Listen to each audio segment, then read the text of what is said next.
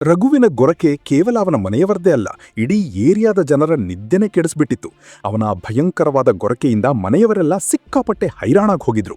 ಎಷ್ಟರ ಮಟ್ಟಿಗೆ ಅಂದ್ರೆ ಅವನು ಪ್ರಾಣಕ್ಕಿಂತ ಹೆಚ್ಚಾಗಿ ಪ್ರೀತಿಸ್ತಾ ಇದ್ದ ಹುಡುಗಿ ಕೂಡ ಅವನ ಗೊರಕೆಯಿಂದಾನೇ ಅವನನ್ನ ಬಿಟ್ಟು ಹೊರಟೋಗ್ತಾಳೆ. ಆ ದಿನದಿಂದ ರಘುಗೆ ತನ್ನ ಗೊರಕೆಯ ಮೇಲೆ ಸಿಕ್ಕಾಪಟ್ಟೆ ಅಸಹ್ಯ ಹುಟ್ಟುತ್ತೆ. ಇದನ್ನ ಕಮ್ಮಿ ಮಾಡ್ಕೊಳ್ಳಕ್ಕೆ ಅಂತ ಅವನು ಡಾಕ್ಟರ್ಸ್ ಇಂದ ಹಿಡಿದು ಎಲ್ಲ ಮನೆಮದ್ದುಗಳನ್ನು ಟ್ರೈ ಮಾಡ್ತಾನೆ. ಆದ್ರೆ ಅವನ ಈ ಪ್ರಾಬ್ಲಮ್ ಸ್ವಲ್ಪನೂ ಕಮ್ಮಿಯಾಗದೇ ಇಲ್ಲ. ಇದರ ಜೊತೆಗೆ ಅವನ ಸ್ವಂತ ತಂಗಿನೇ ಅವನನ್ನ ಅಪಶಕುನ ಅಂತ ಕರೆಯೋಕೆ ಶುರು ಮಾಡ್ತಾಳೆ. ಮನೆಯವರ ಈ ಬೈಗುಳ ಮತ್ತೆ ಕೀಳಾರಿಮೆಯಿಂದ ಬೇಸತ್ತು ಅವನು ಸೂಸೈಡ್ ಮಾಡ್ಕೊಳ್ಳಕ್ಕೂ ಕೂಡ ಡಿಸೈಡ್ ಮಾಡ್ಬಿಡ್ತಾನೆ. ಆದ್ರೆ ಒಂದು ದಿನ ಅವನ ಕಣ್ಣು ಒಬ್ಬ ಸುಂದರವಾದ ಹುಡುಗಿಯ ಮೇಲೆ ಬೀಳುತ್ತೆ. ಆ ದಿನದಿಂದ ಅವನ ಲೈಫ್ ನಲ್ಲಿ ಬದಲಾವಣೆ ಆಗಕ್ಕೆ ಶುರುವಾಗುತ್ತೆ. ನಿಧಾನವಾಗಿ ಅವರಿಬ್ಬರ ಮಧ್ಯೆ ಮಾತುಕತೆ ಬೆಳೆಯುತ್ತೆ. ಆ ಹುಡುಗಿಯ ಪರಿಚಯ ಆದ್ಮೇಲೆ ರಘು ತನ್ನ ಎಲ್ಲಾ ಕಷ್ಟಗಳನ್ನ ಮರೆತು ಬಿಡ್ತಾನೆ. ಟೈಮ್ ಕಳೆದ ಹಾಗೆ ಅವರಿಬ್ಬರು ಒಬ್ಬರನ್ನೊಬ್ಬರು ಇಷ್ಟಪಟ್ಟು ಕೊನೆಗೂ ಮದುವೆ ಆಗ್ತಾರೆ. ಆದ್ರೆ ಮದುವೆಯಾದ ಮೊದಲನೇ ರಾತ್ರಿ ರಘು ಸಿಕ್ಕಾಪಟ್ಟೆ ಹೆದರ್ಕೊಂಡಿದ್ದ. ತನ್ನ ಈ ಗೊರಕೆಯ ಪ್ರಾಬ್ಲಮ್ ಇಂದ ಎಲ್ಲಾದ್ರೂ ಈ ಹುಡುಗಿ ಕೂಡ ತನ್ನನ್ನ ಬಿಟ್ಟು ಹೋಗ್ತಾಳಾ ಅಂತ ಅವನಿಗೆ ಭಯ ಇತ್ತು. ಆದ್ರೆ ಅವನು ನಿದ್ದೆ ಮಾಡಿದ ತಕ್ಷಣ ಅವನ ಆ ಡೇಂಜರಸ್ ಗೊರಕೆಯ ಸೌಂಡ್ಗೆ ಅವನ ಹೆಂಡತಿ ಡೈರೆಕ್ಟ್ ಆಗಿ ಹಾಸ್ಪಿಟಲ್ ಸೇರಿ ಬಿಡ್ತಾಳೆ. ಈ ಘಟನೆಯಿಂದ